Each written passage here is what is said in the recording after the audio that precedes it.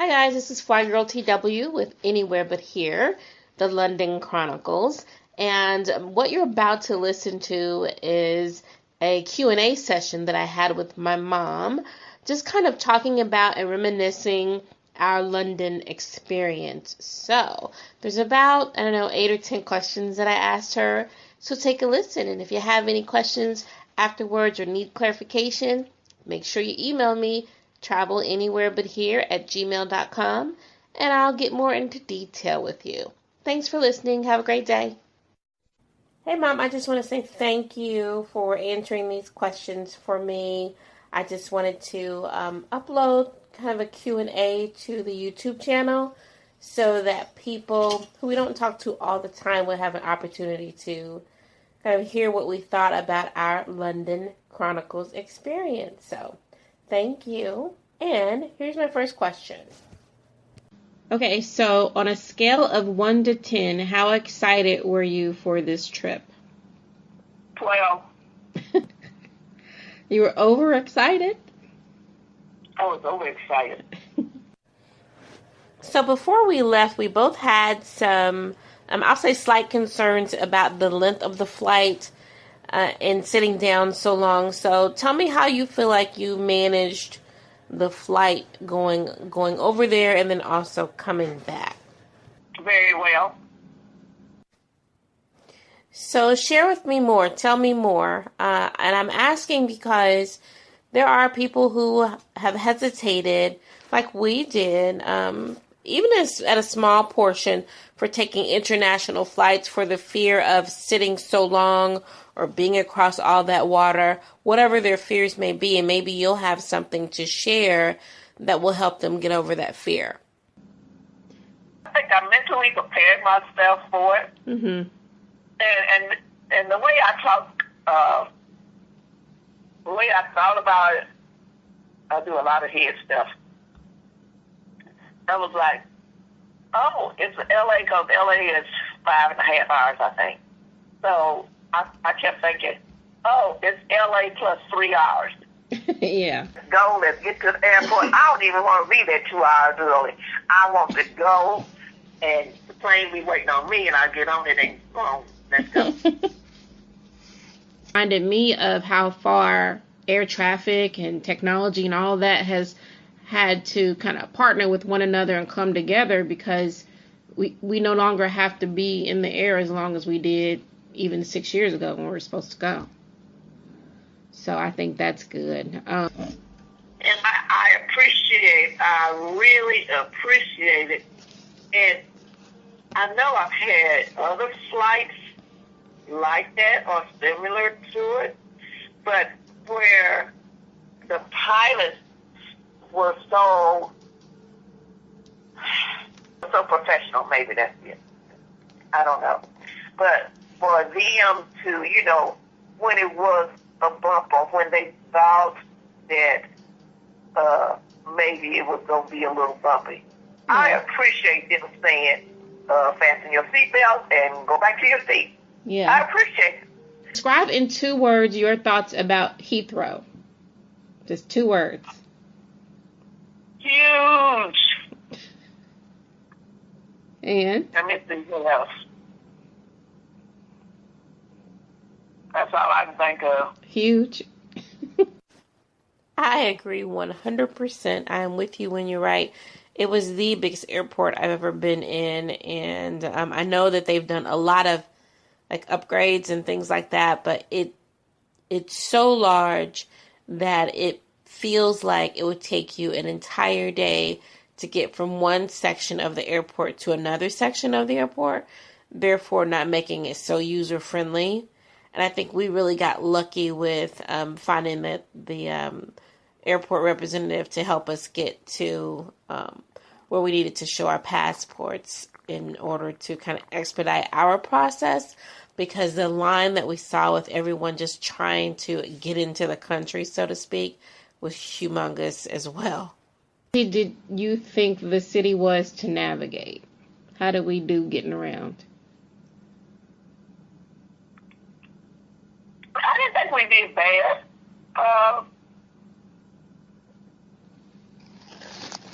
A A lot of walking. A lot of walking. Do you think that was? Do you think that was attributed to the transportation system, or just the stuff that I picked out for us to do and things we wanted to do and see? No, I think it was just the city. I mean, you know, it's a big place. Yeah. So, traffic better or worse than Chicago? Worse. So, for those who complain about Chicago, they shouldn't. I told somebody, I said, Tanya didn't think it was as bad as Chicago. I said, to me, it was Chicago times 10 on steroids. Tube, I thought it was clean. It was, they had, you know, they knew what they were doing. It's just, you have to really read those signs, though. I mean, the saving grace was, okay, well, if it's wrong, we just get back on it and go the other way, you know, sort of thing. Yeah. And it wouldn't be like waiting for a bus and waiting for people.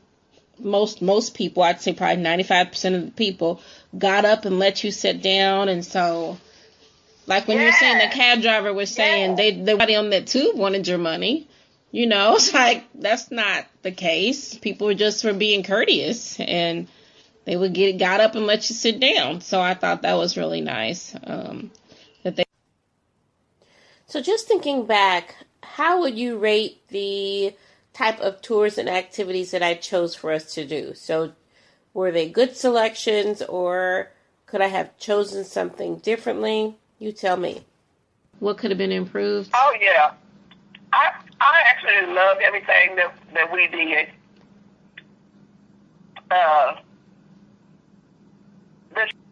The Sherlock Holmes walking thing, like we've already talked about, I think it was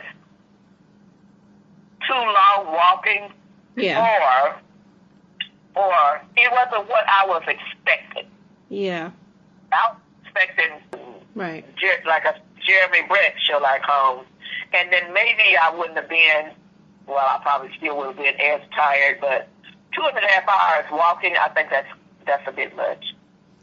Yeah, I just that fell flat for me. Say Guy Ritchie one more time, I'm gonna scream. Right. Yeah, so I feel the same way. Well, what was your favorite tour and why? I think my favorite tour was, I don't know, the Downton Abbey. So that was Blenheim Palace, right? Yeah. Palace. Yeah. That whole day? Yeah, the whole day. Yeah, I know I could have stayed at the palace longer had we had enough time. You know, that's an all day or a half day for me, just to be there, it was just so much to see. Like, I didn't get to see all the art. I kind of just rushed through that because the grounds are so huge. And like we talked, it would have been great to be there, like when it's warmer, to maybe take a picnic or something. It just really would have been great to kind of really see we saw how big it is, but like really be able to take in everything that we were looking at. What you're going to be able to experience on that tour is the real English countryside. Was that your favorite day, or did you have a different favorite day? That was my favorite day. The next one was when we went to the castle. Have come back, and I know you've looked at some of your shows. Have you looked at it like, I really know what something like that looks like in real life? Like, it's the TV. The TV can't do it justice, really. I said, when you think that these places are hundreds of years old, and that people used to live in them, and that one was a little palace. Yeah, they still. They still do. People still living there. Yep. And I've seen them on PBS. We think about a 4,000 square foot house, and that's, maybe expensive, or you think idea of posh and opulence is so different than ours. So, and status, I guess. But we ate at a lot of good places. Lord knows I could have eaten at many more. But where did you feel like you had your best meal? Oh, my best meal was at Steak Place. Oh, okay. So, Steak and Company. I enjoyed that too. It was really good, and it was crowded, but I was so happy that we found somewhere and that we were able to check off our list that we were going to find a steak meal while we were there. I liked my pasta at Bella Vita. That was really good too, but the steak was great. Bella was good too. Yeah. That was an amazing calzone. Well, the bread was excellent, and really the whole authenticity of the atmosphere was awesome. And it was good to just sit down and find something that we both enjoy eating. Okay, so my next question is still centered around food, one of our favorite subjects. What local fare or dish did you try, and would you try it again? The only thing I can think of is fish and chips. You tried at the pub? At the pub, yeah. You tried the sausage roll too? No. Yeah. But you do the fish and chips there at the pub? Oh, yeah, and I'd get 2 pieces instead of 1. Yeah. Because I didn't know that you could get 2. Yeah. Well, they called the what we got the small portion. I'm like, well, who said we wanted small portion? It was, that's right. That's right. Yeah. It did, didn't it? Yeah, but it was really good. What other kind of tips and tricks about London are you going to share with other people? Don't be afraid to travel overseas. And, you know, I know people had concerns for us, you know, with everything, the bombing that they had in London. Fear and worry will keep you down. And so, don't be afraid. Yeah, fear is a disease. Okay, so could you have stayed longer? If I had 2 days of rest. 2 days not to do anything. Mm-hmm. Yes, I could have stayed. Because, see, there's still places that I would like to go. Well, that was my next question. Because I was like, what do you wish you could have done that you didn't get to do? Oh, the tea thing would have been nice to do. The afternoon tea? On the river. Yeah.